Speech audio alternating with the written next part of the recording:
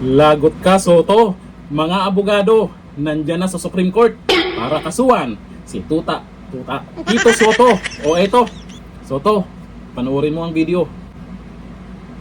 Ito ngayon yung original Magnificent Seven, whose impeachment complaint, yung third impeachment complaint ay hinarang ng Congress last time, pero same Magnificent Seven ang nagsasampa ng contempt case ngayon laban kay Senator Vicente Sotto dahil hindi pwede na sunod-sunod ang kanilang pag-violate ng Constitution.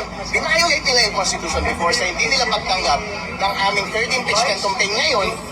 Ipa-violate pa rin nila yung Constitution dahil hindi daw nila susundin yung Supreme Court decision na sinasabi na wag nang ipagpatuloy yung impeachment laban kay Sara na nakapending ngayon sa Senate.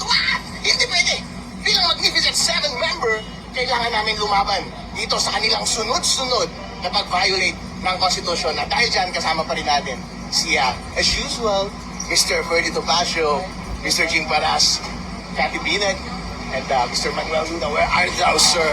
At yun po. At itong case na to ay hindi ito basta-basta dahil may president ito. Dahil noong 1949, yung lolo ni Senator Tito Sotto, ang pangalan din ay Vicente Sotto, ay sinampahan din ng similar case, indirect contempt. At na-convict siya doon. Kaya mataas ang confidence namin na matatalo rin si Vicente Sotto dito sa case na ito. Dahil doon sa case na yun, yung lolo niya before, ang sinasabi ay huwag sundin or mali yung decision ng Supreme Court at sinasuggest niya na palitan yung members ng Supreme Court. Hindi pa pareho rin yung sinabi ni Senator Tito Sotto this time. Sinasabi niya na mali yung decision ng Supreme Court at nagsasuggest niya ng tsa-tsa at ini-insinuate na napalitan yung mga members ng Supreme Court dahil mali yung kanyang decision. Confident kami na same reasoning ay mako-convict itong Senator Vicente Sotto. Ang Sotto na mako-convict this time ng indirect contempt consistent sa jurisprudence ng kanyang lolo dati. Indirect contempt, pwede siyang maparusahan ng pagkakakulong at pagpapa-fine. Kahit sabihin niyang freedom of speech niya yung kanyang pagsabi, sabihin na natin na given that alam naman natin na ang ating Supreme Court ay yung branch ng ating government na natitira na lamang na may modo pa na hindi sila nagsasalita kapag pinubuli sila. Pero this time dahil nag-file kami ng petition case laban sa kanya, may pagkakataon ang Supreme Court ngayon na i-defenda or i-defend ang kanilang sarili formally dito sa case na ito. Ang ipinagdarasan namin na ilalatag nila na parusahan din si Vicente Sotto III ng same fine or imprisonment dahil mali ang kanyang ginawa. Yeah, buddy! Alright! Sunod! Mukhang kinakabahan dyan si Tito Sotto. Kasi naman daw, mukhang matatalo siya dyan. Kasi galing-galingan, mas magaling ba sa abogado pag nagyayaw-yaw dyan. At laman din po yan ng balita ngayon. Ayon dito, indirect contempt laban kay Tito Sotto, formal nang inihain sa Supreme Court. Karma.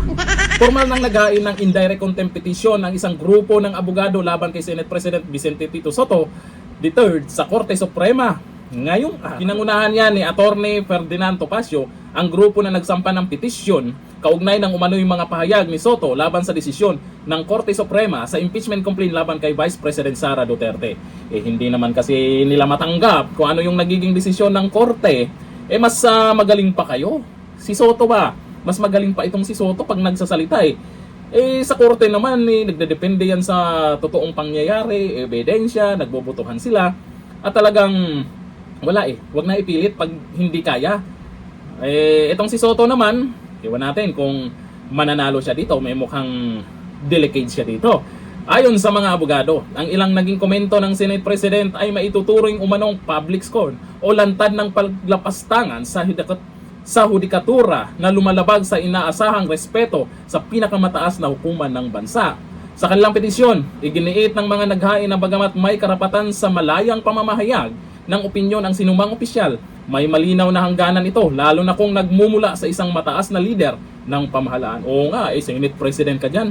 Dyan sa mga senador, hahayaan nyo na lang ba na siya pa rin yung Senate President nyo? Batay sa dokumentong inihain, hiniling ng grupo sa Korte Suprema na papanagutin si Sotto sa ilalim ng Rules of Court dahil umano hindi nararapat na asal laban sa hudikatura.